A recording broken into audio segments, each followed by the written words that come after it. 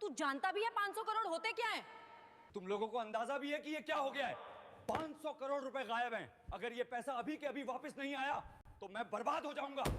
अगर कोई 500 करोड़ रुपए वापस ले आया तो मैं उसे 10 करोड़ रुपए इनाम दूंगा। सुबह के ठीक 7 बजे थे। शहर अभी पूरी तरह जागा भी नहीं था, लेकिन मेघराज चौक पर कूड़े की गंध और बसों का शोर पहले से मौजूद था। वहीं फुटपाथ के किनारे फटे हुए बोरे के साथ 12 साल का नील झुका हुआ था। वह प्लास्टिक की बोतलें और टूटी तारें चुन रहा था।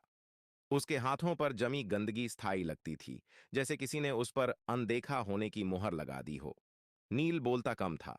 लोग समझते थे वह डरपोक है या मंदबुद्धि। सच्चाई यह थी कि वह सुनता बहुत था। बातें, आवाजें, मशीनों की। जब लोग बोलते थे, वह शब्द पकड़ता था। जब मशीनें चलती थीं, वह पैटर्न पकड़ता था। ठीक उसके सामने शहर का सबसे बड़ा निजी बैंक खड़ा था। शीशे की ऊंची इमारत। हर सुबह काली गाड़ियों से सूट पहने लोग उतरते, मोबाइल पर चिल्लाते हुए अंदर जाते। नील को अंदर जाने की इजाजत कभी नहीं मिली थी। गार्ड हर बार एक ही शब्द कहता था, भाग यहां से। नील मुस्कुरा देता था और फिर कूड़े में झुक जाता था। उसी बैंक की दीवार से सटा एक पुराना ट्रांसफॉर्मर बॉक्स था। नील अक्सर उसके पास बैठकर सूखी रोटी खाता था। उसे वहां से एक अजीब सी भनभनाहट सुनाई देती थी। बाकी लोगों के लिए वह शोर था, नील के लिए भाषा। उस दिन दोपहर को माहौल बदला हुआ था। बैंक के अंदर अचानक अफरा तफरी मच गई। कर्मचारी अपनी सीटों से उठ खड़े हुए। मैनेजर्स के चेहरे पीले पड़ गए। एक के बाद एक फोन बजने लगे।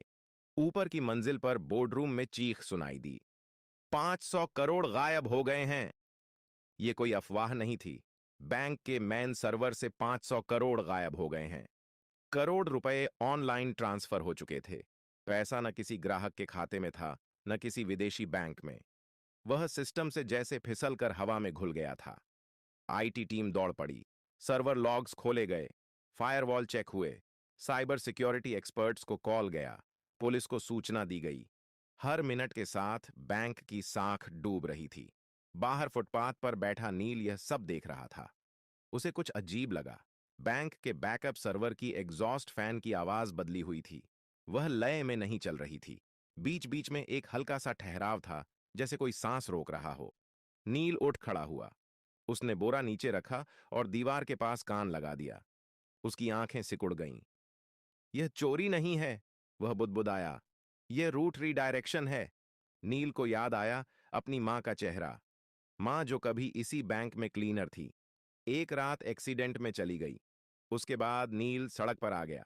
मां के पास एक पुराना कीपैड फोन था और उसमें कुछ नोट्स। नंबर नहीं, पैटर्न। नील ने जेब से वह मुड़ा तोड़ा कागज निकाला जिस पर उसने खुद से बनाए निशान लिख रखे थे। वह रोज मशीनों को देखकर नई चीजें समझता और निशान बनाता था। बैंक के अंदर घबराहट बढ़ रही थी। बाहर एक कूड़ा बिनने वाला लड़का खड़ा था, जिसकी नजरें शीशे के पार सर्वर रूम की दीवारों के आर पार देख रही थीं। नील ने गहरी सांस ली। अगर अब नहीं बताया, उसने खुद से कहा, तो पैसा हमेशा के लिए चला जाएगा। उसने बोरा उठाया और बैंक के मुख्य गेट की तरफ बढ़ गया। गार्ड ने उसे देखते ही डंडा उठाया। कहा था ना, यहां मत आना। नील रुका नहीं। उसने पहली बार सीधा आंखों में देखकर कहा, साहब, जो पैसा गया है वो अभी भी इसी बैंक में है।